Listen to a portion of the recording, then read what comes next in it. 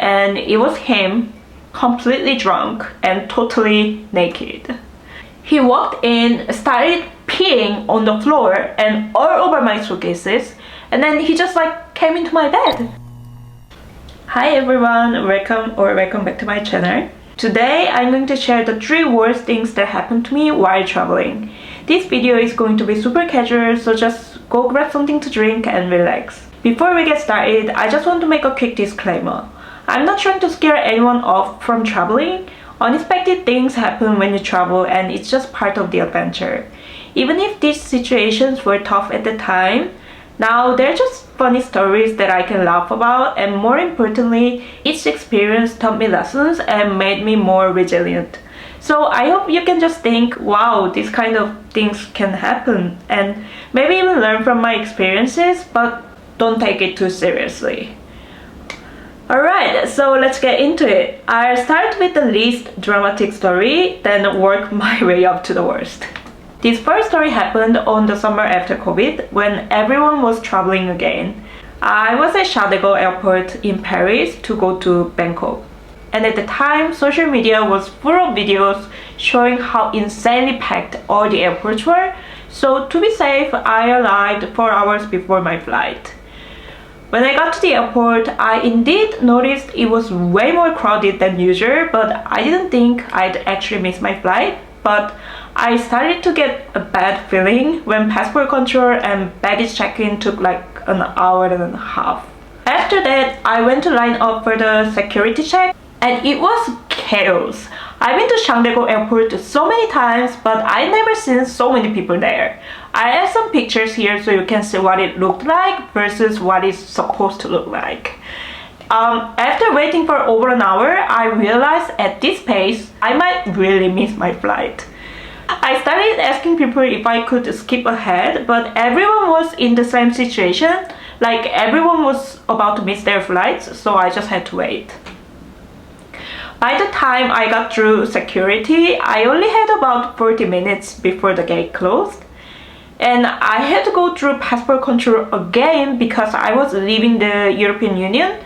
And on top of that, I had to take a train to get to my gate.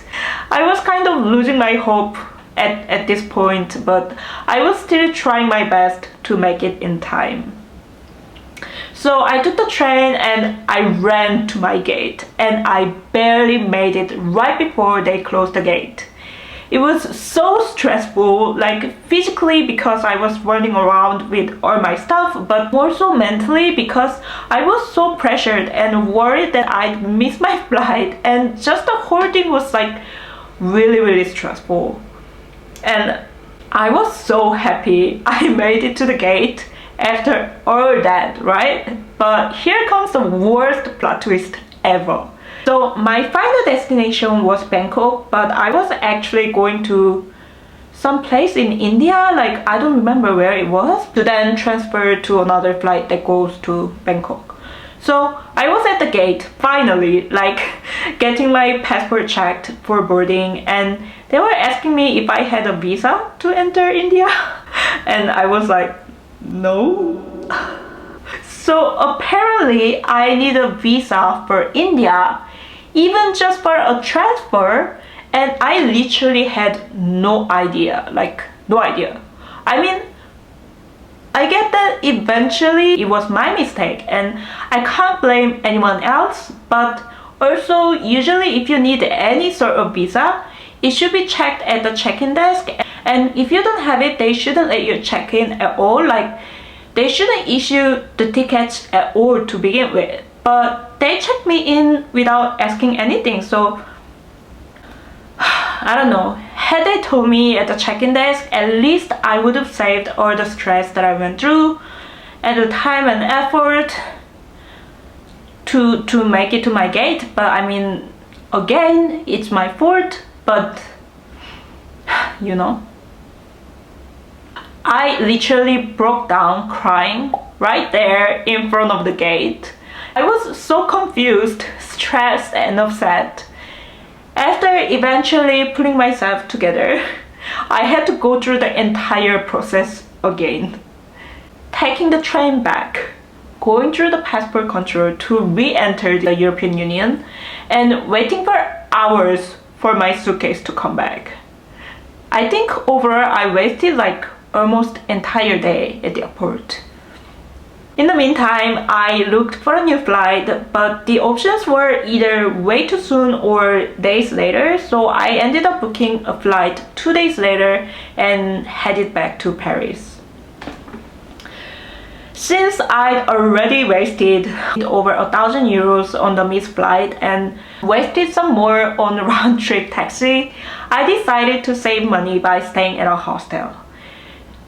When I got there, the receptionist at the hostel asked me how I was doing and I broke down again. He was super kind and offered to upgrade me from a shared room to a private one, which honestly,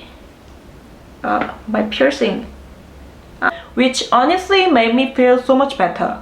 But the night before I checked out, he texted me asking if he could come over to my room, and I was quite disappointed. I didn't think he had the kind of intentions, but I felt uncomfortable and scared since he might have access to the room key.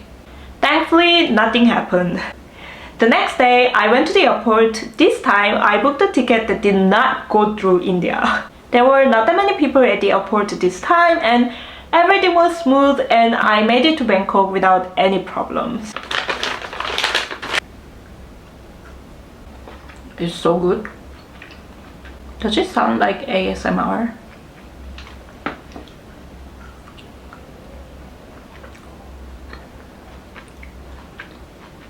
Maybe not. Sometimes I need sugar. My lips like sugar, my lips like sugar. Okay, second story.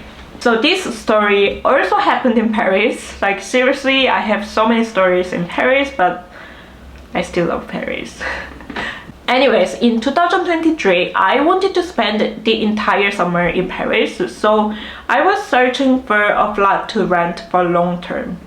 And a friend of mine told me his friend was subletting his flat for the summer, and since this person was a friend of friend, I trusted him.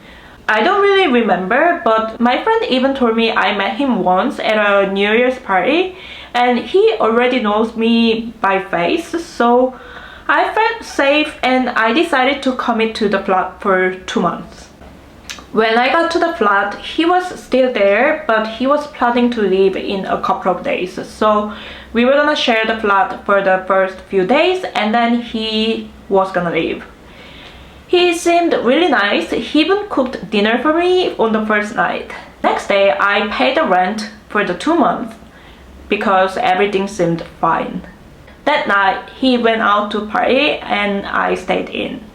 So I was sleeping and around 5:30 in the morning, I woke up to the sound of someone opening my door.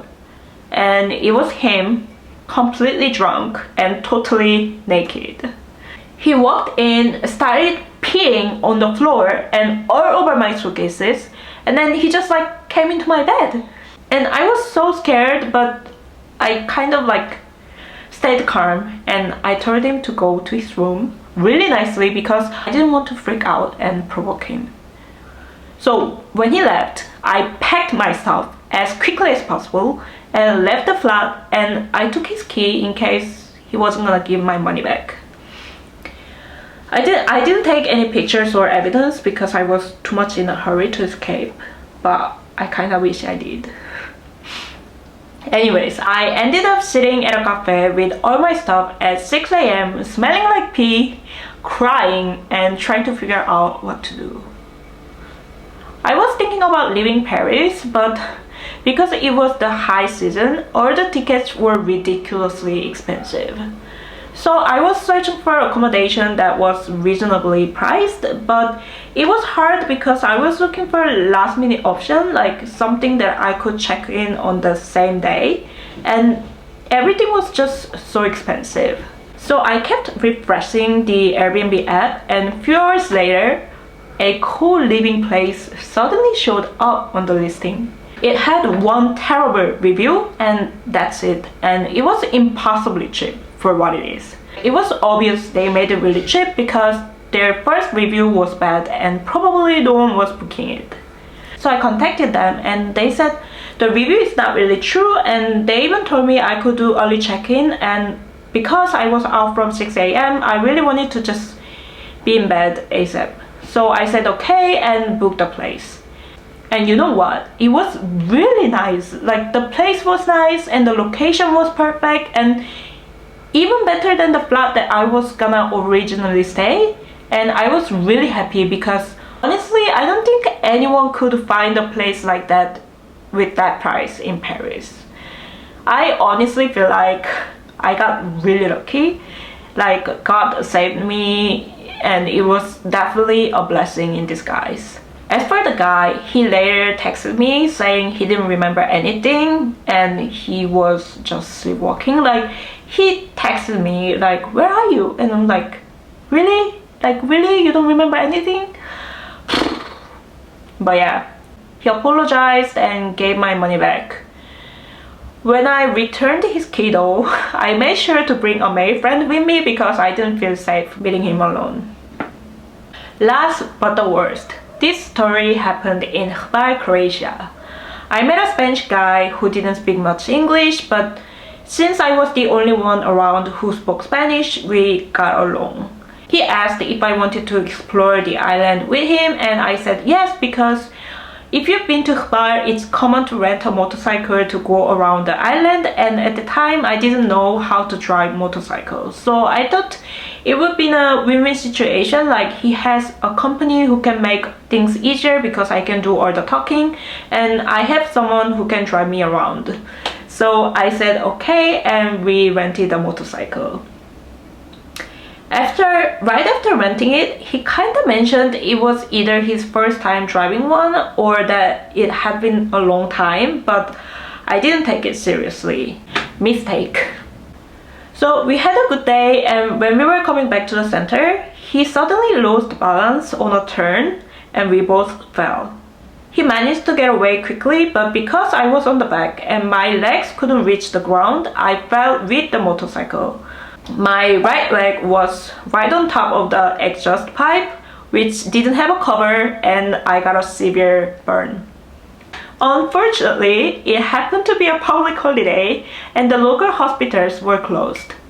The nearest open hospital was in Split, and I had to take a ferry to get there. The pain was incredible, like I was on the verge of passing out, so I didn't think I could go all the way to Split, so I just went to a pharmacy and they did emergency treatment like as best as they could, and the next day I went to see a doctor. The burn was incredibly so painful, but because I was traveling full time, I didn't have a home base to go back to.